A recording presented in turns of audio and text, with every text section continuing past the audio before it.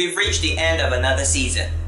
This season we spoke about some big things. We looked at the science behind the existence of God. We looked at the pursuit of knowledge and things that science can't seem to explain.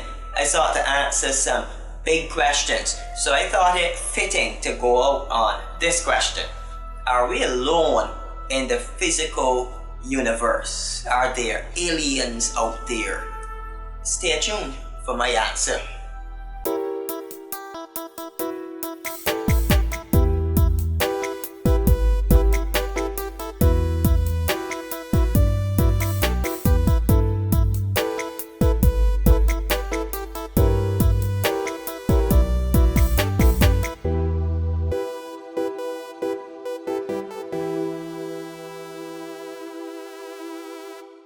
I want to begin by saying that there are things hidden from man which we simply may never know the answer to until the end of time.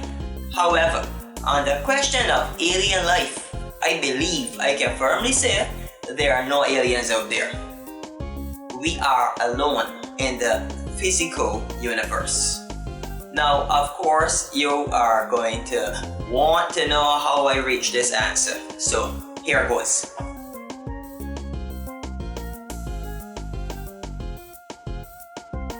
The idea of aliens hinges on the premise that the Earth is too small to be the center of the universe. We say, surely, with a universe as big as this, Earth can't be the only place with life. But I put it to you that the universe does in fact revolve around the Earth. We have to go back to the beginning to understand the universe though.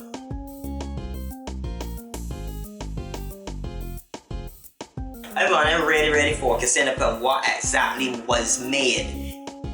Genesis chapter 1 verse 2 says, "And the earth was without form and void, and darkness was upon the face of the deep, and the Spirit of God moved upon the face of the waters."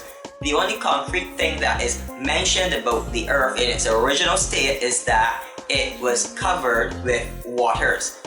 Only thing. Now, if we continue to verse 6, "And God said, let there be a firmament in the midst of the waters, and let it divide the waters from the waters. And God made the firmament and divided the waters which were under the firmament from the waters which were above the firmament, and it was so. And God called the firmament heaven, and the evening and the morning were the second day." So, we know that the original earth had just water, and God created something called a firmament that separated the water into two bodies of water, and he called the firmament heaven. I want to look at what exactly the firmament consists of.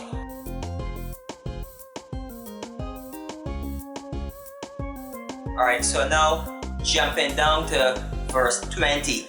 "And God said, let the waters bring forth abundantly the moving creature that have life, and the fowl that may fly above the earth in the open firmament of heaven." So we see that the sky is part of the firmament. This is the first heaven. Now I'm going to verse 14. "And God said, let there be lights in the firmament of the heaven to divide the day from the night, and let them be for signs and for seasons and for days and years. And let them be for lights in the firmament of the heaven to give light upon the earth. And it was so. And God made two great lights, the greater light to rule the day, and the lesser light to rule the night. He made the stars also." So the sun, moon, and stars are in the firmament. He made them in the firmament. Therefore, that tells us that the universe, or outer space as we call it, is part of the firmament as well. This is the second heaven.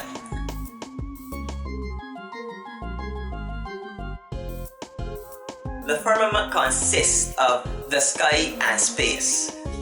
This has further implications because it means that the other half of the water that was divided is above space somewhere. The firmament divided the waters, therefore there are waters beneath the sky or the first heaven, and waters above space or the second heaven. Maybe I'll expound that at some point in time, but I don't want to go there for this particular episode. So let's rewind. The sun, moon, and stars are in the firmament.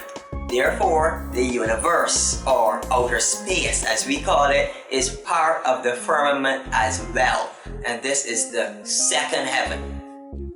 Based on the Genesis account, what we call the universe or outer space is clearly part of the firmament.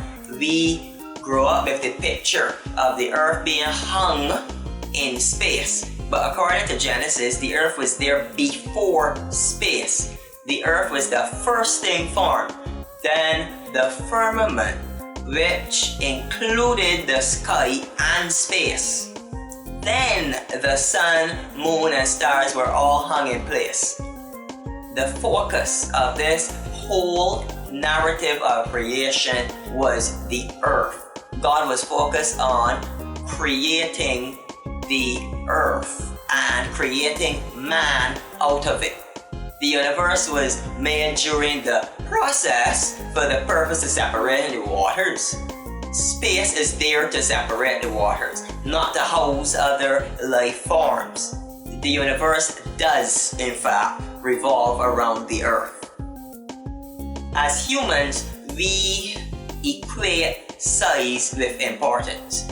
But God has shown throughout His Word that He doesn't see the same way people see. God is not interested in size. The most important thing in the universe to God is the earth and man. It doesn't have to be big to be important to God.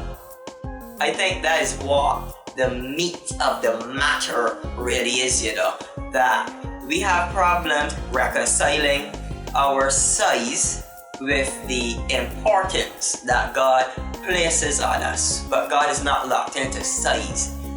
We believe there is other life out there because we can't believe that something as small as Earth and people as small as we are could actually be the center of everything. But I say to you, God's heart revolves around us.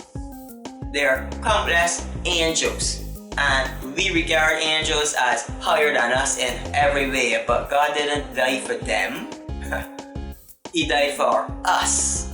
If we could only understand the measure of God's love for us, we would have no doubt that God was focused strictly on us during the creation. Whoever you are, and however you see yourself in the big scheme of things, God's heart revolves around you. God made the earth and the entire universe just so He can have relationship with you. And when sin messed up that relationship, He chose to die in your place just so He could have relationship with you. Don't be swayed by size. Don't waste time searching for a life in a universe that was created for you.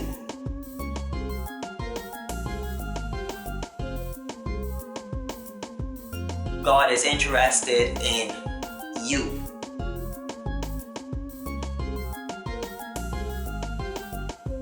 This is Revelation for Life.